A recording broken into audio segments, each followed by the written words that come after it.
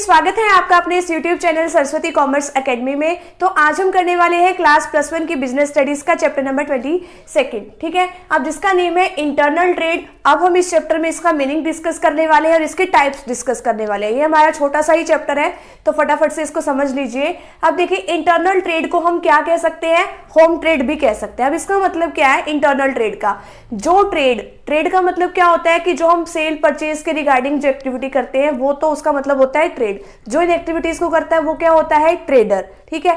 तो अब देखिए, अब आप छोटी क्लासेस से वैसे इसको पढ़ते ही आए होंगे, चेन ऑफ मार्केट में भी ये वाला जो चैप्टर है वो होता ही है। तो इंटरनल ट्रेड का मतलब क्या है, इंटरनल ट्रेड का मतलब यही होता है कि अगर आप अपने देश की बाउंड्रीज में रह के ही कोई भी बिजनेस कर रहे हैं, कोई भी ट्रेड कर रहे हैं, उसको क्या कहेंगे हम, इंटरनल ट्रेड। अगर आप इंडिया में रह रहे हैं तो आप इंडिया में ही अपना बिजनेस कर रहे हैं, ठीक है। तो इसको आप इंटरनल ट्रेड या होम ट्रेड भी कह सकते हैं। इसकी फीचर्स क्या है, trade with in the boundaries of the country. ये अपने ही कंट्री के बाउंड्री में रह के ही मतलब जो है ट्रेड किया जाता है। अगर आप इंडिया में रह रहे हो तो इंडिया के मतलब इंडिया में ही आप अलग अलग स्टेट्स में, अलग अलग स्टेट्स के अलग अलग डिस्ट्रिक्ट्स में, तो इस तरीके से आप ट्रेड कर सकते हो। फ्री मूवमेंट ऑफ गुड्स, अब एक स्टेट से अगर आप दूसरे स्टेट में भी जा रहे हो ना गुड्स लेके, तो उसके ऊपर आपके ऊपर कोई रिस्ट्रिक्शन नहीं होता। सेल परचेज कर दी आपने, किसी तरीके का कोई रिस्ट्रिक्शंस नहीं लगेंगी इसमें। डीलिंग्स इन लोकल करेंसी, अगर आप देखो इंडिया में ही अगर आप बिजनेस कर रहे हो, ठीक है, इंडिया में ही आप अलग अलग स्टेट्स में जाके भी बिजनेस कर रहे हो, तो इंडियन करेंसी कौन सी है, रुपी है,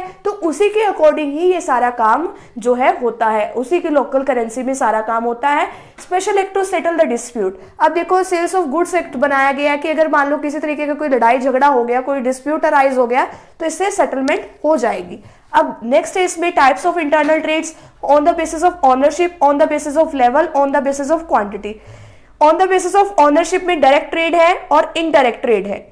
on the basis of level में लोकल लेवल ट्रेड है। लोकल लेवल का मतलब कि एक ही स्टेट में अलग अलग लेवल्स पे, अब देखो एक ही स्टेट में तो कर रहे हैं लेकिन हम छोटे लेवल पे ही इसको कंसीडर करते हैं, जैसे गांव या शहरों में ही हम इसको कंसीडर कर लेते हैं। जैसे ताजे फल है, ताजी सब्जियां हैं, ये कहाँ तक चली जाएंगी, लोकल लेवल पर ही जा सकती हैं। अब नेक्स्ट आता है स्टेट लेवल ट्रेड, जो मतलब एक स्टेट में, जो एक स्टेट होता है उसके अलग अलग डिस्ट्रिक्ट्स में जो मतलब बिजनेस किया जाता है उसको हम स्टेट लेवल ट्रेड कहते हैं। जैसे अनाज हैं, दालें हैं, बर्तन वगैरह, ये जो है इस तरीके की कैटेगरी में आते हैं। नेक्स्ट है national level trade. National level trade का मतलब क्या है कि पूरी कंट्री में, ठीक है, पूरी कंट्री में हम ट्रेड कर सकते हैं। पूरी कंट्री में किस तरीके से, अलग अलग स्टेट्स में जाके भी हम जो है सेल परचेज इसकी कर सकते हैं। जैसे क्लॉथ है, मशीनरी है, तो ये सब इसके अंदर आता है। ये गांव तक होता है, गांवों या शहरों तक, ठीक है। अभी स्टेट लेवल क्या होता है कि एक स्टेट के अलग अलग हिस्सों में, ठीक है, अलग अलग डिस्ट्रिक्ट्स में, और ये क्या होता है अलग अलग स्टेट्स में जाके बिजनेस कर रहे हैं।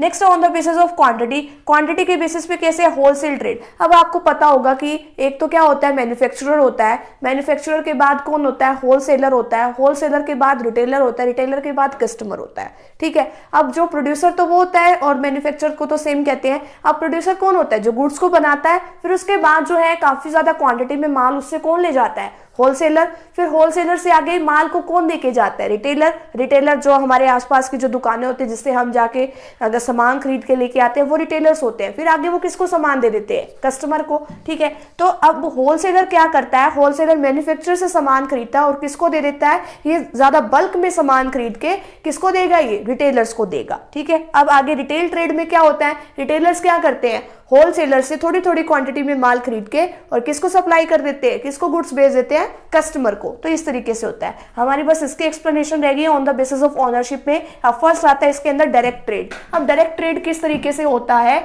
अब देखो एक होता है प्रोड्यूसर जो सामान बनाता है, प्रोड्यूसर से किसके पास सामान जाता है, होलसेलर से, होलसेलर से रिटेलर, रिटेलर से कस्टमर। लेकिन डायरेक्ट ट्रेड के अंदर क्या होता है कि इसके अंदर ना तो होलसेलर होता ना ही रिटेलर होता, सीधा सामान किसकी तरफ चला जाता है, प्रोड्यूसर से कस्टमर की तरफ। ये क्या है, हमारा डायरेक्ट ट्रेड है। अब आगे इसके एडवांटेजेस क्या है डायरेक्ट ट्रेड के, no artificial scarcity of goods. Scarcity का मतलब होता है कमी, कि अब देखो जो डायरेक्ट ट्रेड करने वाला है, जो प्रोड्यूसर है, वो तो चाहेगा ही ना कि मेरे को तो माल बेचना है। अब वो ये तो नहीं कि उस गुड्स की कमी करके रखेगा, अपने पास स्टॉक करके रखेगा, उसका तो कोई ये मेन मोटिव होता ही नहीं है, उसको तो अपना सामान बेचना ही है। तो कोई इस तरीके की आर्टिफिशियल क्रिएशन नहीं की जाती कि हमारे पास सामान की कमी है, जितना सामान है वो बेचेगा ही अपना। नेक्स्ट है receipt of original goods by the consumer. अब देखो आपको क्या मिलेगी, अब ये जो मैन्युफैक्चरर है जो गुड्स बना रहा है वो अपने ओरिजिनल गुड्स से बना के बेचेगा, ठीक है, तो ओरिजिनल गुड्स ही कंज्यूमर्स को मिलती है। Availability of goods at lower price to consumer, ये कम रेट पे मिल जाता है। कम रेट का मतलब कैसे कि अब देखो होलसेलर है, होलसेलर ने मान लो कोई चीज बनाई 10 रुपीज की, ठीक है, अभी आगे किसके पास गई, होलसेलर के पास। होलसेलर ने इसको कितना बना के आगे कितने पे सप्लाई किया, इसने तो उसको 10 रुपीज में किया और इसने कितने पे आगे इसको सेल किया, अपना प्रॉफिट ऐड कर दिया रिटेलर्स को 12 रुपीज में। कस्टमर तक जाते जाते इसने कितने रुपए की वो चीज बना दी, 15 रुपए की, यानी 15 रुपीज की, यानी कि 10 रुपए से लेके 15 रुपए तक का सामान उसने कर दिया। तो अब इसके अंदर ना ये होता ना ये होता, सीधा सामान जो है कस्टमर तक जाएगा। अगर ये 10 रुपीज का इसने सामान बनाया है, अपना प्रॉफिट मार्जिन इसने ऐड कर दिया, तो ये कस्टमर के पास भी 10 रुपीज में ही पहुंचेगा।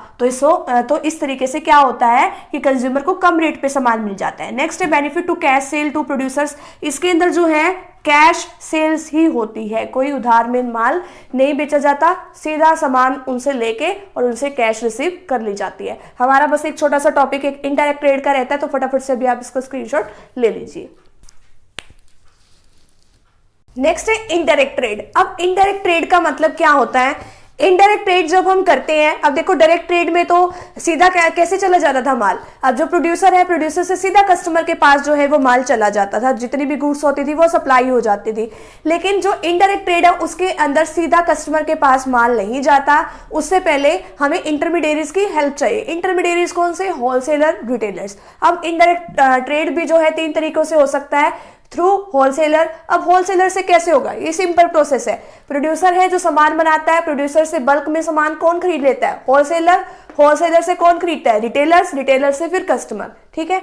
नेक्स्ट है थ्रू रिटेलर्स। अब थ्रू रिटेलर्स का मतलब क्या है कि बीच में से ये जो होलसेलर है वो वाली कट गया, वो वाला पोर्शन ही काट दिया इन्होंने। अब ये किस लिए काटा है, क्योंकि ये पेरिशेबल गुड्स होती है। पेरिशेबल यानी कि जो फटाफट से खराब होने के जिसके चांसेस ज्यादा रहते हैं, ठीक है। अब ये जो प्रोड्यूसर है, प्रोड्यूसर से सीधा किसके पास चला जाता है, रिटेलर। रिटेलर आगे किसको सप्लाई कर देता है, कस्टमर को सप्लाई कर देता है। इसके अंदर इसका कोई रोल नहीं होता। थ्रू एजेंट, एजेंट को हम क्या कहते हैं, ब्रोकर्स और कमीशन एजेंट्स भी। इसके अंदर होलसेलर और रिटेलर का कोई काम नहीं होता, प्रोड्यूसर जो है एजेंट अपॉइंट कर लेते हैं। एजेंट से जो सामान है वो किसके पास चला जाता है, वो सामान कस्टमर के पास चला जाता है, ठीक है। तो इस तरीके से जो इनडायरेक्ट ट्रेड है वो होता है, ठीक है। अगर आप इसका स्क्रीनशॉट लेना चाहते हैं तो इसका स्क्रीनशॉट भी ले सकते हैं। तो फ्रेंड्स, अगर आप चैनल पे न्यू हो तो चैनल को प्लीज सब्सक्राइब जरूर कर दीजिए और वीडियो को लाइक जरूर कर दीजिए और बेल आइकन को प्रेस जरूर कर दीजिएगा, ताकि आपको आगे आने वाली वीडियोस का नोटिफिकेशन मिलता रहे। Thank you very much. अगर आपको इसका स्क्रीनशॉट लेना है तो स्क्रीनशॉट ले लीजिए।